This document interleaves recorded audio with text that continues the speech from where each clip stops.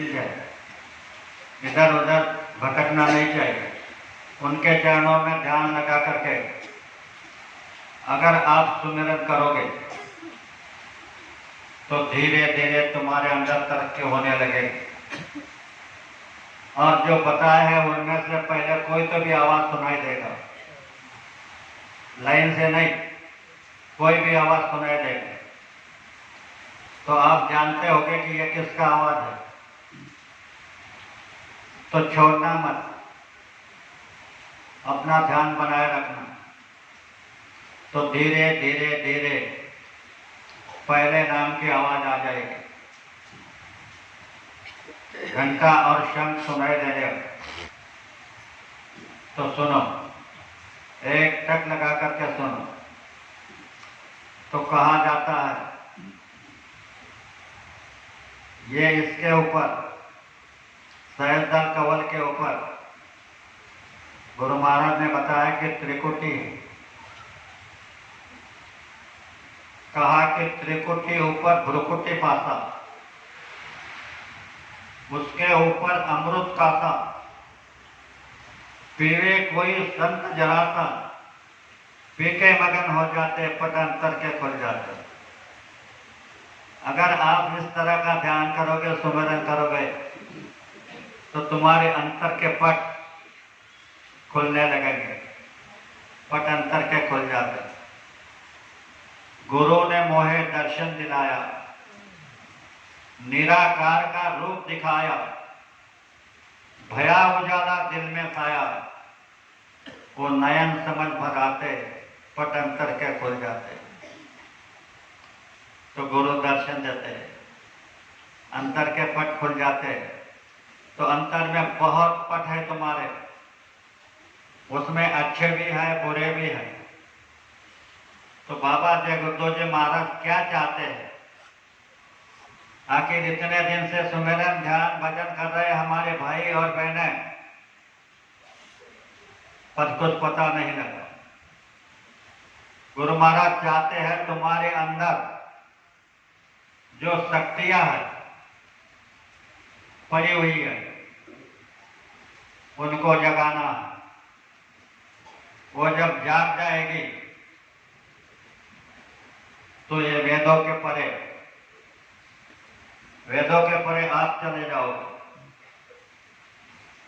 इन वेदों को तो वो शंकासुर ने चुराया था, धूम मचाए देवताओं से, वेद चुराए ब्रह्मा से, ब्रह्मा से वेद चुरा लिए थे राक्षस ने।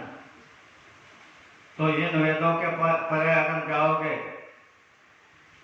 तो आपने, मैंने जो कहा, पर ब्रह्म अविनाश निरंजन चौशून्य तिकड़े, निर्गुण त्रिगुण सगुण माया शून्याच्या इकडे। तो ये त्रिगुणात्मक देश है, इनमें ब्रह्मा विष्णु महेश, इनका ही पसारा। ये त्रिगुणात्मक देश में आप भटक रहे हैं। सतोगुण, रजोगुण और तमोगुण, ये तीन गुण, ये ब्रह्मा विष्णु और महेश के हैं। सतोगुण ब्रह्मा का है, रजोगुण विष्णु का है और तमोगुण शिव जी का है। इन्हीं गुणों के अगल बगल में भटक रहे हैं। जब ये हावी हो जाता है तुम्हारे ऊपर, किसी के ऊपर हावी हो गया, मान लो तमोगुण हावी हो गया, तो लाख दुनिया तुमको बताएगी कि भाई ये मत करो, तुम कहोगे नहीं उसको मारना है। अरे भाई मार दोगे तुमको सजा हो जाएगी, फांसी हो जाएगी। वो कुछ नहीं, जो करना है क्या करना है, ये गुण का प्रभाव होता है। वैसे ही रजोगुण,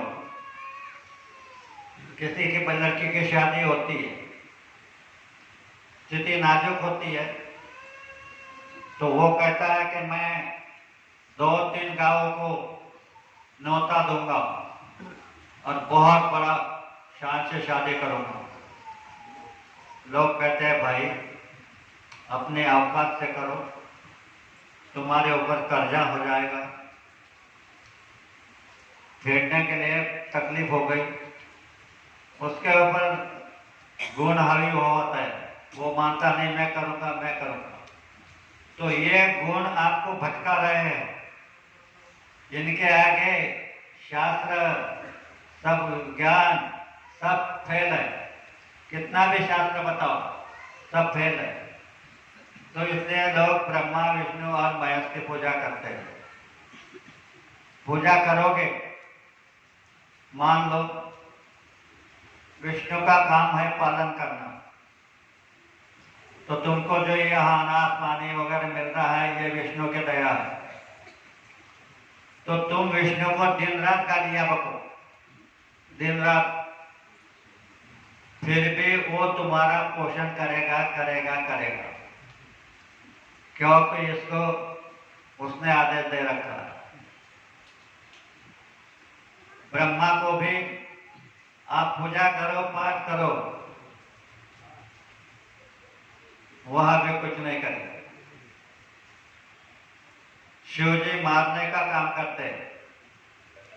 तुमने जन्म लिया, तुमसे समझ लगा, तो उस दिन से तुम शिव जी की पूजा करते रहो, वो तुम्हें मारेगा मारेगा। यानी इन तीनों को काम दे करके रखे, और उसको बनाने वाला अलग माया से निर्मित है, और माया से ये तीनों गुण हुए हैं, और माया तुमको चकरा दे रही है। आप चाहे जितने किताबें पढ़ो, ग्रंथों को पढ़ो, वेदों को पढ़ो, माया का खेल समझ में नहीं आएगा। कहा गया है कि माया बड़ी डाकनी, काट कलीजा खाए। कबीर बेचारा क्या करे, कहाँ का दवा लगाए। 700 वर्षों से संत आए, संत देख रहे हैं कि समाज को कितनी तकलीफ है, माया से, काल से, गुणों से ये कितने फंसे हुए हैं। उनका आखिरी सब सारा जीवन प्रजा के हित में लगा देते हैं, पर प्रजा नहीं समझती। इसलिए ये मालिक, सत्य देश के मालिक, ये मानव तन लेकर के आए। मानव तन लेना साधारण बात नहीं। इतने बड़े धनी मानव तन लिया है तो इनको बीमारी भी होगी, इनको तकलीफ भी होगी, क्योंकि मानव शरीर के सारे कानून लागू हो जाएंगे। तो तुम्हारे लिए सभी मंडलों के धनी वो मानव तन धार के धरती पर आए और तुम्हें अपना देश ले जाना चाहते हैं। कहते हैं ये देश तुम्हारा नहीं, ये काल और माया का देश है। ये काल और माया बार बार भी तुमको भरमा रही है। एक सादी बात समझ लो, तुमको किसी ने कहा कि झूठ नहीं बोलना चाहिए, तुमने फैसला कर लिया कि झूठ नहीं बोलना।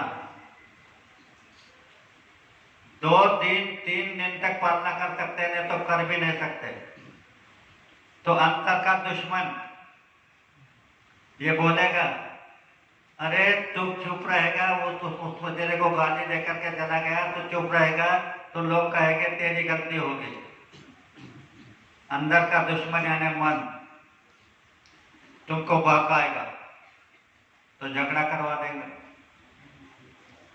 तो यहाँ पर संत मत को समझना बड़ा मुश्किल काम है।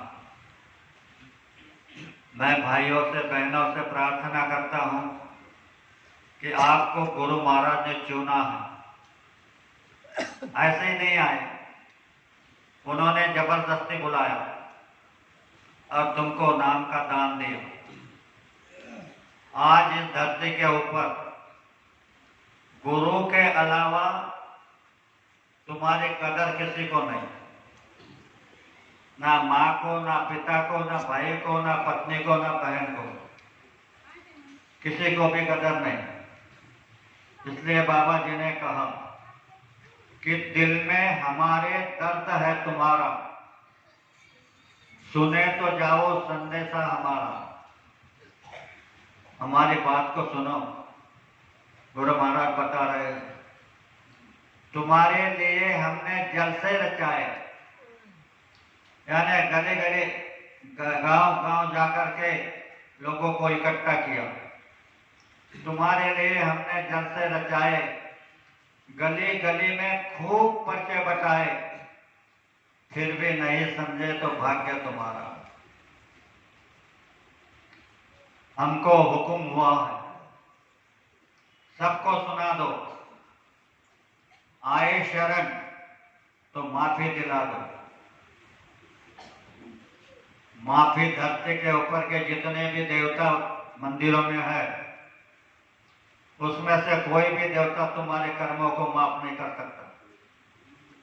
कर्मों की सजा सुनाएगा। अच्छे कर्म होंगे तो अच्छा फल देगा, बुरे होंगे तो बुरा फल देगा, लेकिन कर्मों को माफ नहीं करेगा। तुम कितने सौभाग्यशाली हो। तो बाबा जगदो जी महाराज ने तुमको कहा, जाओ सबको सुना दो, आए शरण तो माफी करा दो। तुमको आदेश हुआ कि सबको सुना दो, और कोई शरण आया तो गुरु महाराज से कहकर उसको माफी दिला दो कर्मों से। इतने सौभाग्यशाली तुम हो, इतना अधिकार तुमको दिया गया है। पूरब और पश्चिम का पाकिस्तान मिटेगा, अरब और इजराइल आपस में लड़ेगा। कई दिन पहले कहा था गुरु महाराज ने, तो अभी अरब और इजराइल लड़ रहा है। खून की नदियों की बहेगी धारा, सुने तो जाओ संदेशा हमारा।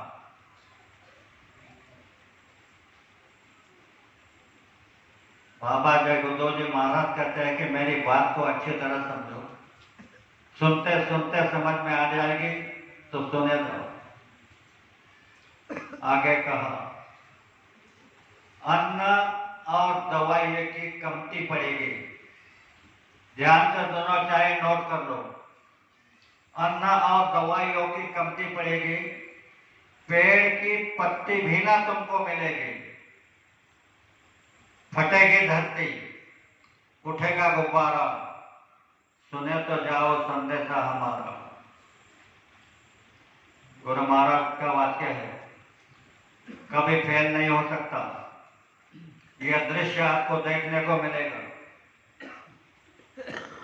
और बाद में कहा, मेरी न मानो, मेरी बात को नहीं मानते तो मत मानो। मेरी न मानो, एडरसन की मानो, चाहे प्रोफेसर हरार की मानो। ये जो पुराने प्रोफेसर हो गए, यानी भविष्यवक्ता, इनकी मानो। ये कहते हैं, भारत में कहीं तो भी ऐसे पुरुष का जन्म हुआ है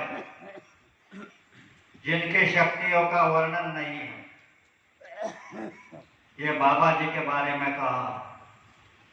तो आप कितने सौभाग्यशाली हो, बाबा तुम्हारे गुरु हैं। और गुरु बच्चों की गलतियां भी माफ कर देते हैं, लेकिन उनकी संभाल करते हैं।